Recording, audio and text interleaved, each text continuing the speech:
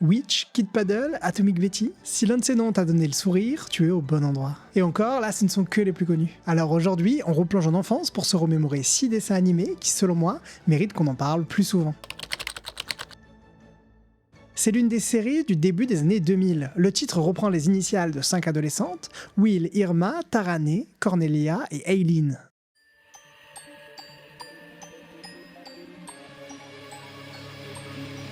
Pouvoir magique secret pour 5 amis désormais, et lutte pour sauver le monde. Transformation éclair avec une âme de guerrière, la lumière les inonde. Au début de la série, Will emménage à Heatherfield avec sa mère et rencontre 4 adolescentes qui deviennent rapidement ses meilleures amies. Peu après, elle découvre qu'elles ont été choisies par le conseil de Kandrakar pour devenir les gardiennes du voile, une barrière magique qui sépare la Terre du monde parallèle de Méridian. Mais cette mission revient à présent aux filles de votre génération. Bon, allez, merci pour le goûter. Leur mission est d'empêcher le tyran-prince Phobos de franchir cette frontière et de protéger une mystérieuse princesse disparue dont dépend le destin de Méridian. Irma reçoit le pouvoir de l'eau, Taranee le feu, Cornelia la terre, Aileen l'air, et Will porte le cœur de Kandrakar, le médaillon qui permet au groupe de se transformer et de réparer les failles dans le voile. La série n'est pas une question de combat, il y a une vraie histoire, un vrai fil rouge qui rendait le dessin animé palpitant. Et la force de Witch, c'est leur double vie. Les filles combattent des créatures, traversent des portails, participent à une guerre dans un autre monde, puis elles rentrent chez elles et gèrent leurs parents, le collège, leurs disputes ou leurs histoires amoureuses. Et toutes ces parties-là étaient intéressantes. J'avoue, je n'en parlais pas. J'avais totalement oublié que je regardais cette série, mais maintenant que je me souviens, les petits garçons avaient honte de la suivre. Je ne pouvais donc pas participer au débat Witch ou Winx, parce que oui, les deux séries sont sorties à peu près à la même époque, et c'était la guerre pour savoir laquelle des deux était la meilleure. Pourtant, elles ne racontaient pas du tout la même chose. Witch a une ambiance plus sombre et met davantage l'accent sur l'aventure, les dimensions parallèles ou les dilemmes personnels, tandis que Winx est beaucoup plus centré autour de son école de magie, les faits plus colorés et ses relations amoureuses. Finalement, Witch s'est arrêté après 2 saisons et 52 épisodes, mais le générique, les transformations et le nom formé avec les 5 initiales sont restés là, gravés dans nos mémoires. Zoé Kezako est l'un des dessins animés français que beaucoup de gens ayant grandi dans les années 2000 reconnaîtront immédiatement.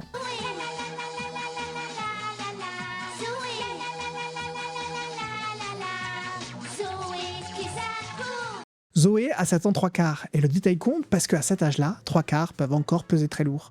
Elle ne protège pas un royaume, elle ne combat aucun monstre. Son monde, c'est la maison, l'école, ses copains, son petit frère, et des adultes qui prennent parfois des décisions parfaitement absurdes. Elle commence généralement par se braquer. Une nouvelle? Elle connaît même pas Biscotte. Comment elle pourrait nous aider? Elle boude, elle accuse quelqu'un, puis elle invente un plan pour remettre le monde dans le bon ordre. Son ordre à elle, bien évidemment. Puis, le plan se complique, les autres enfants s'en mêlent, et Zoé finit par comprendre qu'elle avait peut-être jugé la situation un peu vite. Elle pouvait être jalouse, têtue, mauvaise perdante et franchement épuisante. Mais la série ne cherchait pas à en faire une enfant modèle. Elle nous montrait tous les petits drames à sa hauteur, avec toute l'intensité qu'ils peuvent avoir quand on a 7 ans et 3/4. Le style participe aussi beaucoup au souvenir, les personnages étaient en 3D, avec des proportions et des traits qui ressemblaient encore aux dessins des livres pour enfants. Mais même si on a oublié le titre, la robe, les couettes, les expressions de Zoé et le générique peuvent suffire à faire revenir quelque chose. En cherchant des dessins animés pour cette vidéo, je ne pensais jamais avoir vu celle-ci. Puis j'ai vu Machine et Marie Pompon, et là j'ai eu une illumination. En fait oui, moi aussi j'ai regardé ça. Kid Paddle, c'est une casquette verte, des sourcils capables de jouer une scène entière et une passion très saine pour les monstres gluants, les jeux vidéo et les plans qui finissent mal.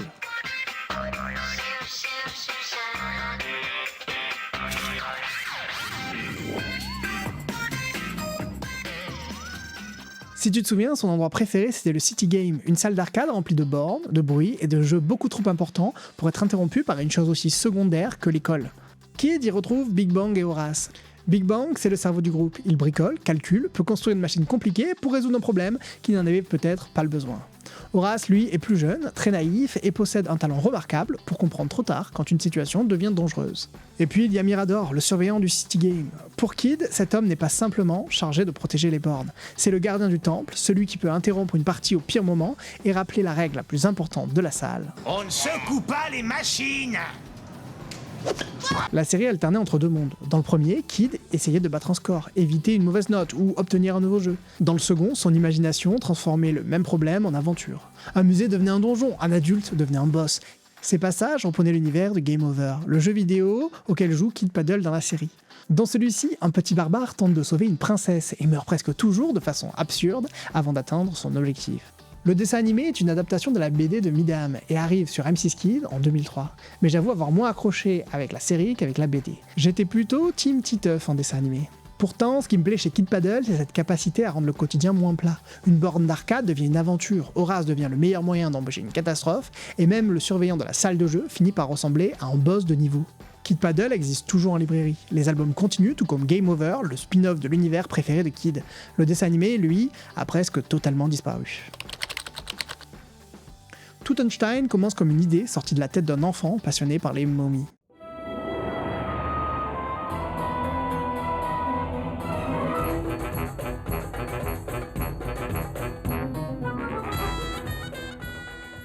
Le dessin animé arrive sur France 5 en octobre 2004 et comptera 3 saisons et un téléfilm.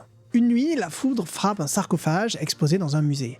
À l'intérieur se trouve Toutankhématoum, qu'on appellera tout le reste de la vidéo. Un jeune pharaon mort depuis 3000 ans. Quand il ouvre les yeux, il aperçoit des objets qui lui appartenaient autrefois et tire une conclusion un peu hâtive. Son palais a peut-être changé, mais il est toujours le souverain de tout et tout le monde doit lui obéir.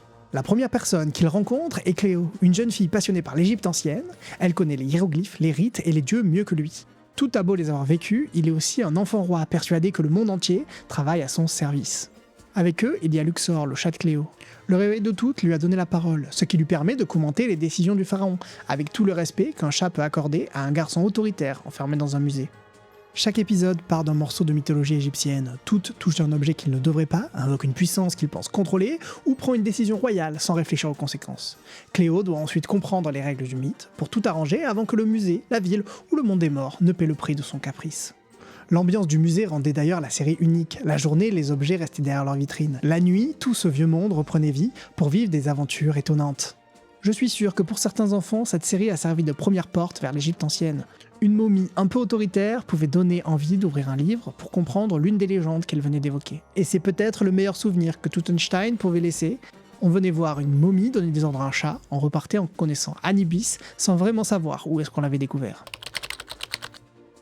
Et si les amis imaginaires avaient une vie après que les enfants les aient oubliés? C'est le concept de Foster, la maison des amis imaginaires.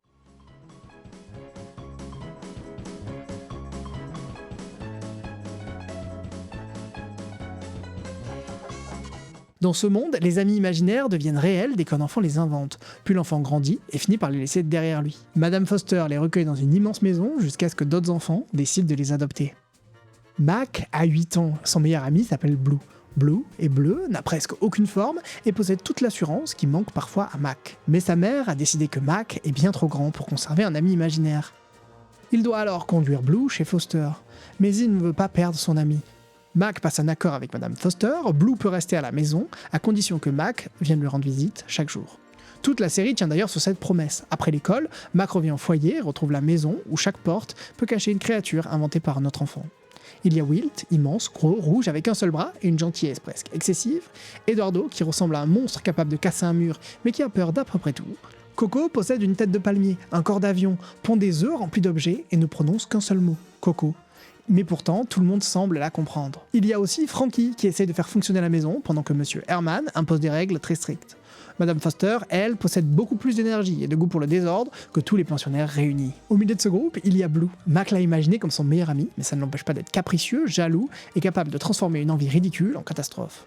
Beaucoup d'épisodes commencent d'ailleurs simplement parce que Blue veut gagner, posséder quelque chose, ou prouver qu'il a raison.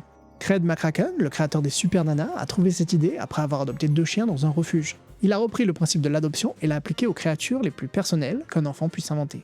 Cartoon Network lance Foster en 2004. La série dura 6 saisons, assez longtemps pour remplir cette maison de personnages qu'on peut reconnaître en quelques secondes à l'écran. Il y a des génériques qu'on écoute et il y a ceux qu'on chante. Une menace dans l'espace. Je quitte la Terre, direction l'univers. J'ai pas le temps de flâner. On compte sur moi, va falloir assurer. Atomic Betty, je suis épatante. Atomic Betty raconte la double vie de Betty Barrett. Sur Terre, elle gère l'école, ses parents et les problèmes ordinaires d'une petite fille de son âge, mais dès que l'amiral l'appelle, elle quitte tout pour protéger la galaxie avec Sparky, un extraterrestre énergique, et X5, le robot obligé de maintenir un minimum d'ordre dans cette équipe. La plupart du temps, la mission arrive au pire moment. Betty doit retrouver Noah, supporter Pénélope ou finir quelque chose pour l'école. Quand son bracelet se met à sonner, elle doit vite trouver un endroit et disparaître. Quelques secondes plus tard, Atomic Betty rejoint son vaisseau, comme si sauver la planète entre deux cours était parfaitement normal. Dans l'équipe, les rôles sont très clairs. Betty dirige l'équipe, elle réfléchit vite, se bat, garde les missions sur les rails. Sparky pilote, improvise et appuie souvent sur le gros bouton rouge. X5 calcule les probabilités, rappelle les procédures et essaye de survivre aux idées farfelues de Sparky. En face, Maximus IQ veut conquérir l'univers. Alors si son nom annonce un génie du mal, ses plans et son assistant Minimus rappellent régulièrement que l'intelligence ne garantit pas la réussite. La série peut envoyer l'équipe sur une planète entièrement nouvelle, dans un vaisseau ennemi ou face à une créature étrange, mais la mécanique reste la même au fil des épisodes. Betty quitte sa vie ordinaire, règle une crise galactique, puis revient sur Terre avant que ses parents ou ses camarades ne comprennent où elle est passée. Et c'est probablement pour ça qu'on ne se souvient pas bien de l'intrigue d'Atomic Betty aujourd'hui. Les planètes et les missions changeaient, mais on suivait toujours les mêmes étapes. C'est totalement le genre de série à la Martin Mystère ou Totally Spies. Le fil rouge est beaucoup moins présent, mais ça ne m'empêche pas d'adorer cette série.